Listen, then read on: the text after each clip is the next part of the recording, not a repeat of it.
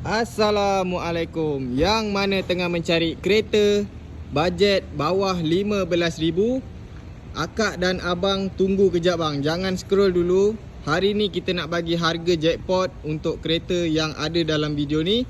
Kereta ni baru je masuk dekat kedai kita. Yang ni stok baru. Korang tengok kereta ni luaran, dalaman jap lagi kita tunjuk. Korang tengok tayar baru, satu owner, enjin gearbox tak ada masalah. Yang ni Proton Preve 1.6 auto tahun 2012. Kereta ni enjin turbo. So kereta ni bang memang laju sangat-sangat. Dulu time baru, abang tahu sendirilah harga dia berapa. Sekarang kita nak jual bawah 15,000 saja. So kita tunjuk dekat abang dan akak luaran dia dulu. Abang tengok bang, lampu dia masih macam baru, cat baru satu body. Abang tengok grill semua cantik lagi. Yang ni owner dia orang sini je So abang tengok sport rim pun masih pakai standard lagi. Tayar baru 4 biji bunga tebal, cat tak ada calar. Abang tengok bahagian tepi ni pun cantik, kilat habis. Tak ada pun kesan aksiden. Side mirror cantik lagi. Cermin depan pun tak ada pecah. Abang tengok cat atas bumbung pun berkilat habis. Kereta ni kita baru siap cuci. So abang tengok, yang ni bahagian belakang dia. Yang ni Proton Preve CFE. CFE ni hanya untuk model turbo saja.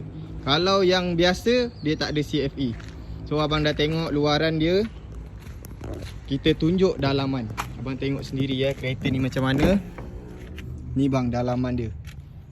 So memang cantik sangat-sangat bang. Dashboard, steering semua cantik. Ada auto cruise, ada push start button. So memang cantik lah bang. Beli memang tak rugi. Player semua masih original, cantik lagi. Seat pun cantik, kemas, tak ada kotor-kotor.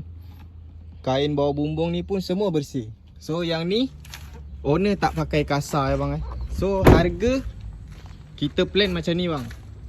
Harga kereta ni kita nak jual 16,000. Tapi abang tengok tu bang kat depan, kereta kita banyak sangat bang. Tapi hari ni kita nak bagi harga pecah untuk kereta ni. Datang ambil bang, 13,000 sahaja. Memang murah sangat-sangat. Ataupun abang nak lagi baru, ni bang, ni memang harga tak masuk akal punya. Mana-mana used car pun tak jual.